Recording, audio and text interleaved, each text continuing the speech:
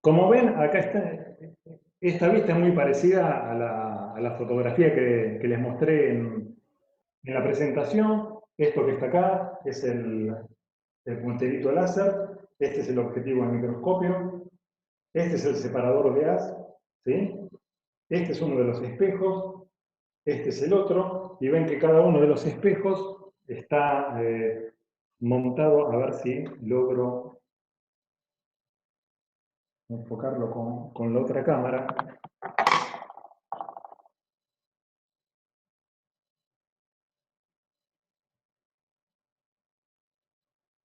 Cada uno de los espejos está ahí montado en el posicionador, ¿sí? Y aparte tiene los tornillitos esos, vamos a ver el otro desde atrás, ¿sí? Ahí están los tornillos que lo permiten ajustar, darle el tilt, ¿sí? Acá hay detalles del montaje de los posicionadores, ¿sí? Ahí está el separador de haz, a ver si logro enfocar cómo es, ¿sí? Y allá, en la pared, es lo que estamos proyectando, que es la figura de interferencia. Entonces ahora vamos a ver, voy a poner la cámara esta, cerca de la figura de interferencia,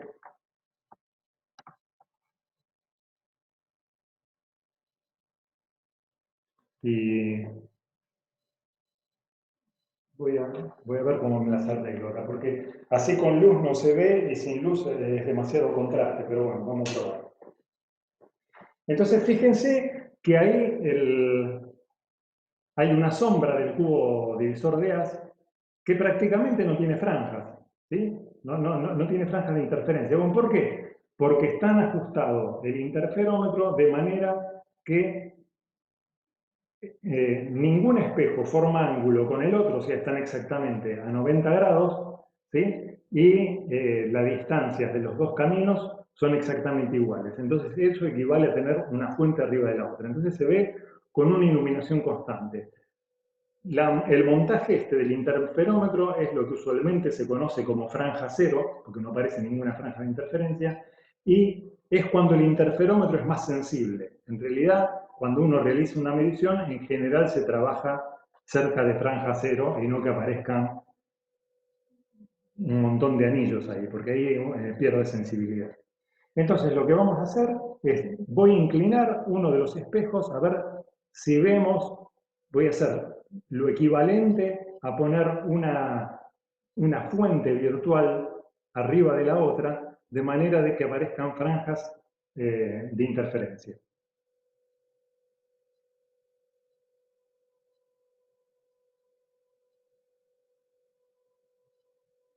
¿Las ven ahí? En vivo se ve mucho mejor porque el contraste de la cámara engaña un poquito. ¿Sí? Sí, se Si, ven iguales. si yo ahora esto lo vuelvo a ajustar para centrarlo,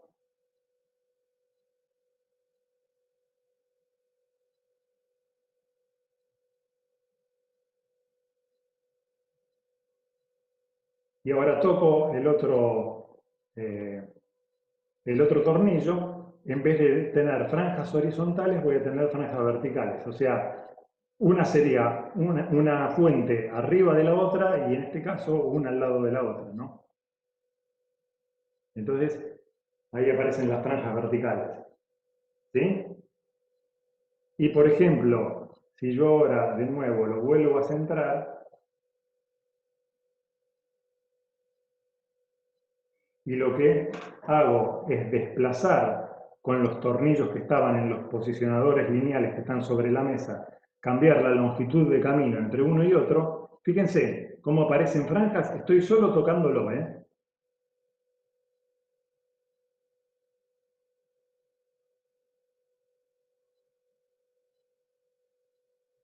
Entonces fíjense cómo empiezan a aparecer anillos, ¿lo ven? Y si todavía le doy más diferencia de caminos,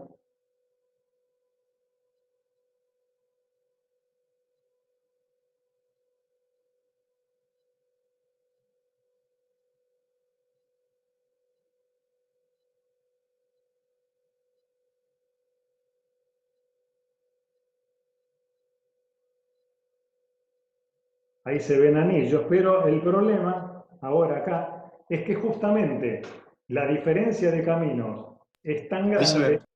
que me bajó el contraste. Me bajó el contraste porque estoy superando la longitud de coherencia del diodo láser. ¿Sí?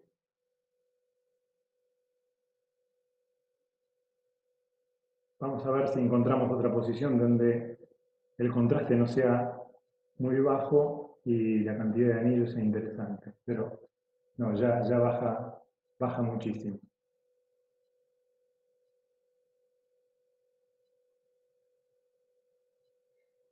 Vamos a ver si paso a la otra cámara.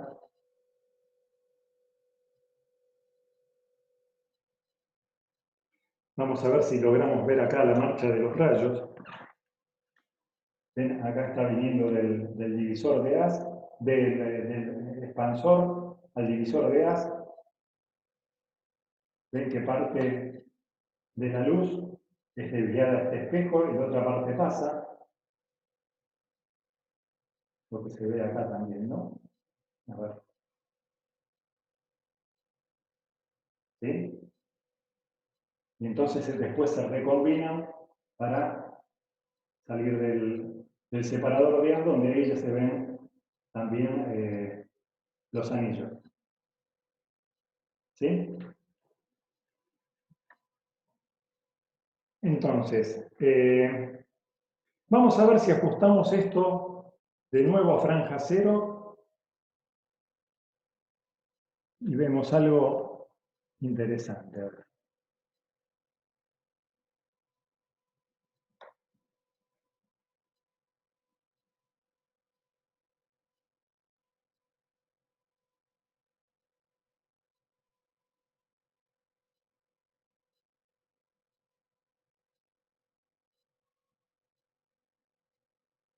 Bueno, ahora ahí estoy cerca de franja cero y vamos a hacer esta experiencia. Ahí tapo una de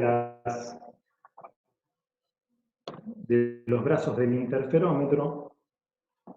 Y a ver, déjenme un momento acá.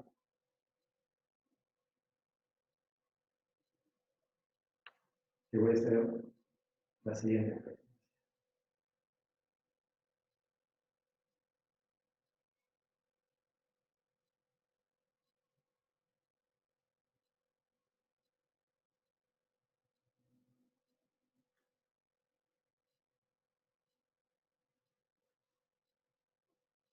Ahí lo que puse en una de las ramas es un soldador, ¿sí? Un soldador de electrónica. Entonces, lo que les voy a mostrar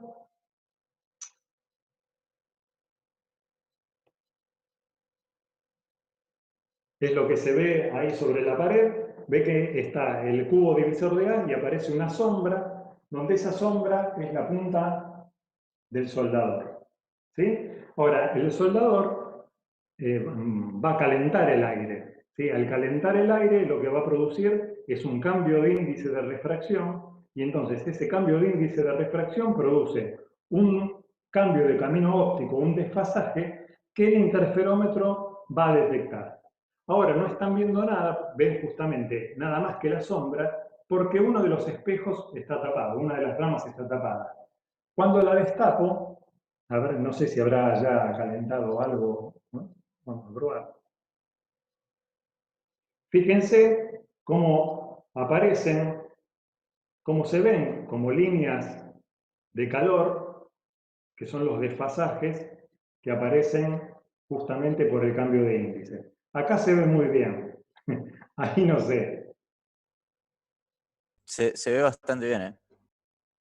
Bueno, me alegro. Entonces, justamente, esas son, fíjense que ahora con una hojita apenas hago un poco de viento acá y fíjense cómo cambia la posición de las franjas. O sea, esto es súper, súper sensible y se puede ver justamente porque los espejos estos son buenos, en general los espejos son buenos, pero el separador de haz es óptimo y no es como los que usualmente se ven acá porque si no, no alcanzan a verse estas cosas. ¿Sí? Bueno, aquí tienen la lámpara de sodio, la ranura, el biprisma y el microscopio. ¿Sí? Y acá tienen el ocular, que tiene el tambor para poder medir, y puse esta camarita acá atrás en lugar del ojo, se ve mejor con el ojo que con la cámara, pero lo que tratamos de mostrarles es por lo menos qué es lo que se ve a través del microscopio, porque si no a veces cuesta un poco imaginárselo. Entonces, en ese plano supuestamente están más o menos enfocadas las ranuras. Entonces, la ranura de entrada, justamente, se ve doble porque son las dos imágenes a través del biprisma. Entonces, lo que voy a hacer ahora es correrme con el microscopio junto con la cámara para atrás, y entonces lo que sucede es que estas ranuras se van desenfocando y se empieza a superponer la luz que viene de una con la luz que viene de la otra, y empieza a aparecer el diagrama de interferencia. Vamos a ver si logramos hacer eso.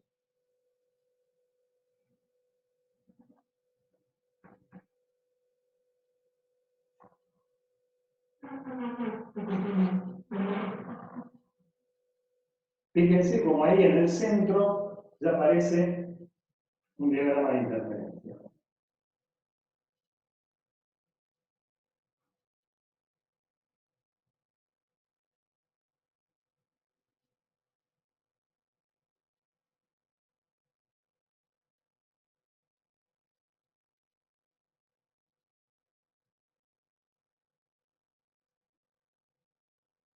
Se ve ahí, ¿no?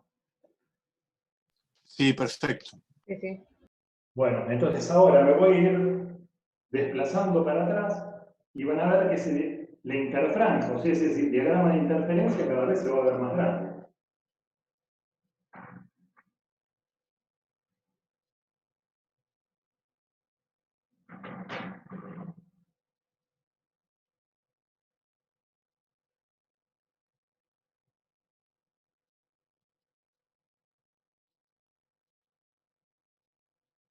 Fíjense ahí cómo cambió.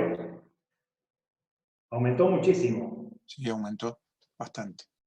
Bueno, y ahora me voy a poner en una posición donde haya un poco más de luz, o por ahí con esta alcanza, ¿verdad? Voy a apagar así, a ver si se nota mejor. Sí, se nota bastante bien. Fíjense, voy a hacer algo y ustedes traten de adivinar qué es.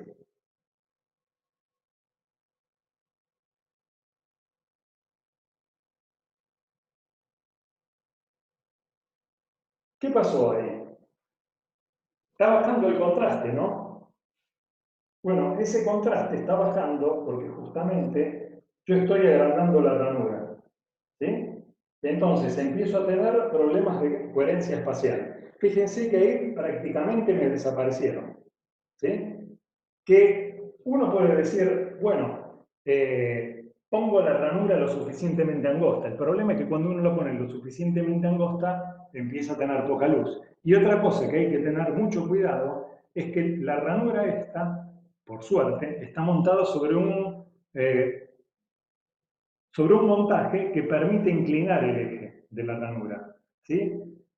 De manera de poder orientarlo realmente paralelo a la arista del biprisma. Porque si yo lo tengo un poquito torcido, eso equivale a aumentar el ancho, porque lo que interesa es justamente la proyección en la dirección perpendicular a la arista del biprisma, ¿no? Entonces, tener la ranura un poquito rotada es como haberle cambiado el tamaño. De hecho, si yo pongo la ranura horizontal, esa ranura es terriblemente ancha, por más que sea finita en la otra dirección, pero en esa otra dirección no me interesa, y se me va totalmente el contraste de las franjas. Entonces, si yo ahora vuelvo esto al tamaño original, fíjense cómo va subiendo el contraste hasta aparecer las franjas de interferencia bastante nítidas. ¿Sí? Entonces, con esto, lo que van a poder hacer es estimar cuál es la longitud de onda principal del sodio.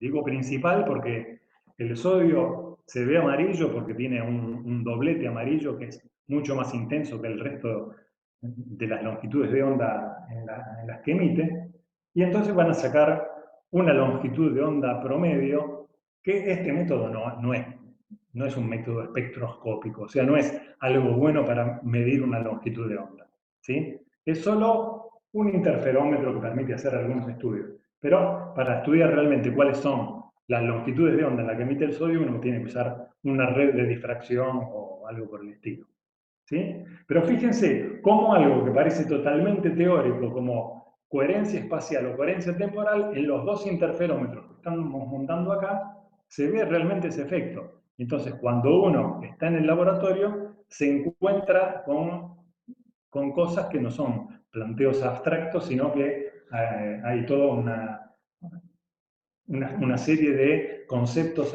atrás, ¿no? Y ahora, antes de terminar, bueno, tenemos un ratito más, me gustaría darles que vean otra cosa, que es una curiosidad, no es para que lo pongan en el informe, también supera de cierta forma lo que ustedes estudiaron de física hasta el momento, pero yo creo que vale la pena hacerse la pregunta. Entonces voy a compartir el PowerPoint.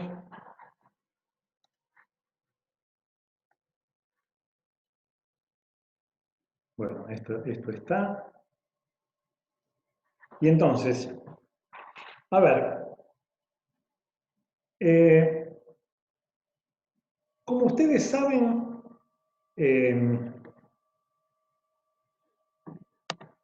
es una discusión que viene de la antigüedad, la naturaleza de la luz, ¿no? Una discusión que viene desde la época de los griegos, pero se profundizó con Newton, que decía que la luz era una partícula, se comportaba como una partícula, y unos contemporáneos como Huygens y Hooke decían que no, que se comportaba como una onda, y fue una disputa que duró bastante tiempo hasta que a principios del siglo XIX, Young y después Fresnel plantearon una serie de experiencias y una explicación teórica donde quedaba como demostrado que la luz realmente se comportaba como una onda. Sin embargo, la discrepancia entre partícula y onda volvió a aparecer a principios del siglo pasado, cuando Einstein explicó, no trató, sino que explicó el efecto fotoeléctrico, y para poder explicarlo tenía que asumir algunos conceptos que Planck ya había planteado con anterioridad, y que era que en determinadas circunstancias la luz se comportaba como una partícula, ¿sí?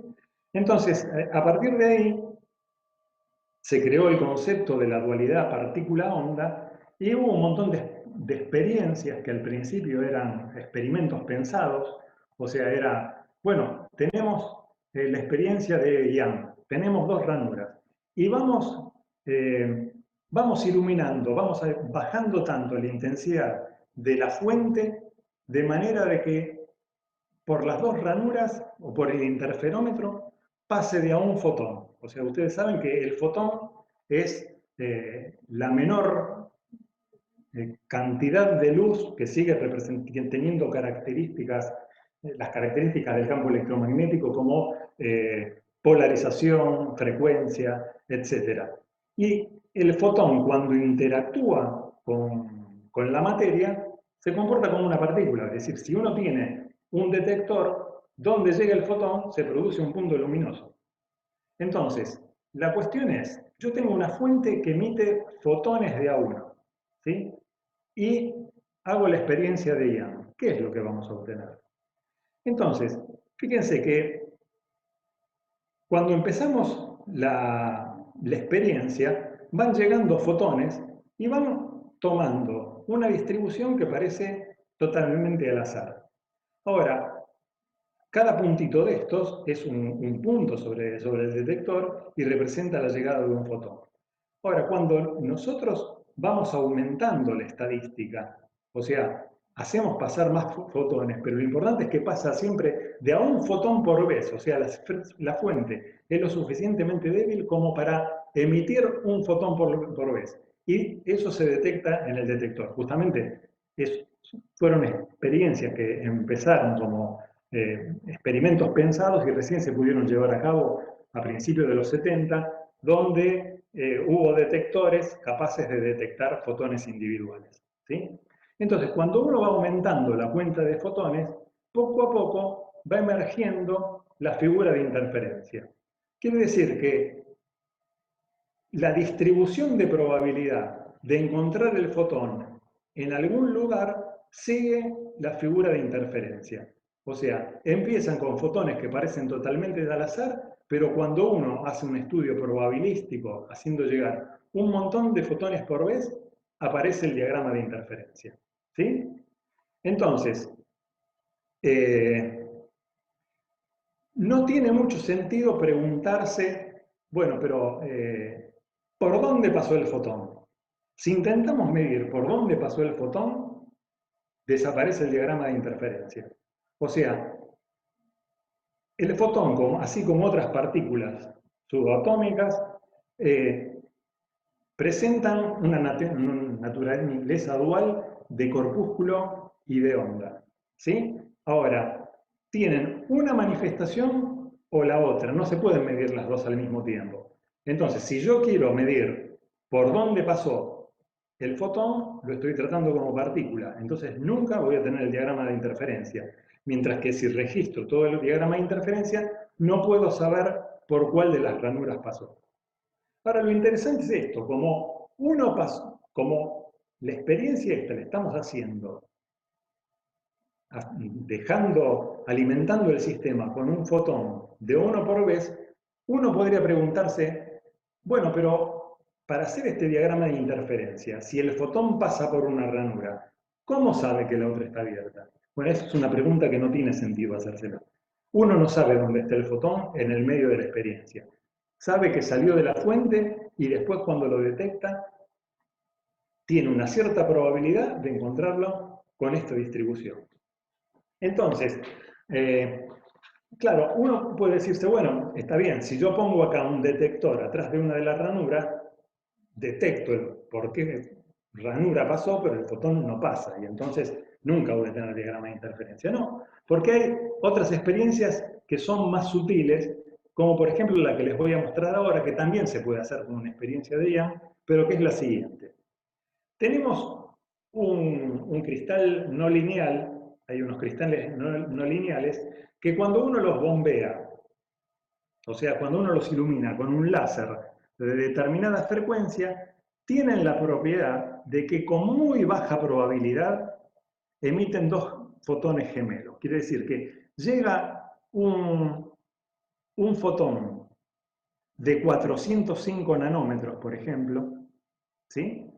Y por conservación de la energía y del momento y un montón de cosas que cumple el cristal, se crean, ya les digo, con bajísima probabilidad, es 1 cada 10 a la cuarta, no sé, una cosa por decir algo, tiene muy poca eficiencia el método, pero llega un fotón de 405 y se emiten dos fotones gemelos exactamente al mismo tiempo de 810 nanómetros, o sea, de la mitad de la energía. Tiene el doble de la longitud de onda y la mitad de la energía. Entonces, esos dos fotones, supongamos que tengo un polarizador acá que tiene polarización vertical. ¿Sí? Entonces, yo me voy a asegurar que siempre que detecte de un solo fotón adentro del interferómetro, mandando uno de los fotones gemelos a un detector, que es esta rama de acá abajo. ¿Sí? Y otro fotón gemelo al de este pasa por el interferómetro. Y cuando llega a este detector, que está acá, los dos detectaron fotones, uno gemelo del otro, y entonces hay un módulo de coincidencias que me aseguran que acá adentro estoy detectando un solo fotón y no otro, porque el otro no tiene una coincidencia con el que pasó por acá. Esto es nada más que un método para asegurarse que uno está enviando un solo fotón. No se preocupen demasiado. Ahora, cuando el fotón esté con polarización vertical llega al interferómetro, puede tomar dos caminos, ¿no? Este es un interferómetro que en vez de Michelson es un Mach-Zehnder. Quiere decir que va por un camino y otro por otro camino y no es que va y vuelve por el mismo espejo. Entonces, un camino posible es, llega acá al separador de haz, viene acá este espejito, pasa por acá y sale derecho. Viene a este espejo y viene el detector. Y el otro posible camino es que pasa por acá, por este separador de haz, pega en este espejo, es desviado hasta acá, acá se refleja en este beam splitter y termina siendo el mismo camino. ¿Sí? Entonces, la cuestión es tratar de distinguir estos caminos, que era lo que vos planteabas, ¿no? Tratar de decir, bueno, yo quiero saber por qué camino pasó, que sería equivalente a decir por qué ranura pasó, y aparte detectar el diagrama de interferencia. Para detectar el diagrama de interferencia, acá hay un contador individuales de fotones, ustedes se lo pueden imaginar como que es un fotodiodo muy sensible. Acá tendría, si lo iluminara con mucha luz, anillos de interferencia y el detector este está ubicado justo en el centro, ¿sí? Y cada vez que llega un fotón, ahí lo detecta. Y este espejo que está acá está montado sobre un piezoeléctrico de manera que si yo lo muevo para adelante y para atrás, cambio la longitud esta de camino como lo cambiaba en un Michelson y entonces acá voy a tener como, a medida que lo cambio, una variación sinusoidal de llegada de fotones. Me llegan más fotones, me llegan menos fotones porque hay interferencia constructiva o destructiva. Bueno, entonces la experiencia que se hace es la siguiente. Dijimos que tenemos fotones verticales. Entonces, por ejemplo, por esta rama, supongamos que sigue el fotón con polarización vertical. Entonces acá le pongo una lámina media onda, ¿sí? Y si le pongo una lámina media onda, 45 grados, ahora que ustedes ya están cancheros con polarización y birrefringencia, una lámina media onda, 45 grados, me rota la polarización 90 grados. O sea que si yo estaba incidiendo con polarización vertical, ahora acá tengo polarización horizontal. Entonces, tengo polarización horizontal acá, polarización vertical acá, son perfectamente ortogonales, entonces yo podría saber por qué camino tomo el fotón. El problema es que si son ortogonales, acabamos de ver, no tengo interferencia. O sea que si de alguna manera yo logro distinguir por qué camino viajó, la interferencia no me aparece. Pero una cosa más curiosa todavía es la siguiente. O sea, Feynman interpreta esto como desde el momento en que los caminos son distinguibles, me desaparece la interferencia. Entonces, uno podría decir, bueno, ¿cómo hago para que los caminos sean indistinguibles de nuevo? Y bueno, entonces, si de acá me vinieron fotones horizontales, verticales, y de acá fotones horizontales, yo acá puedo poner un polarizador a 45 grados y me van a aparecer tantos fotones de una rama como de la otra porque siempre hay una proyección que pasa. Y pasa con igual peso porque está a 45 grados y estos están ortogonales. Bueno, ahí creo, de alguna manera, hago que estos dos caminos vuelvan a ser indistinguibles. Porque no sé los fotones que salen por acá si tenían polarización original horizontal o vertical, ya que acá los estoy proyectando a 45 grados. Bueno, lo curioso es que empiezo a detectar interferencia de nuevo. Es muy antiintuitivo, porque no hice nada en el interferómetro.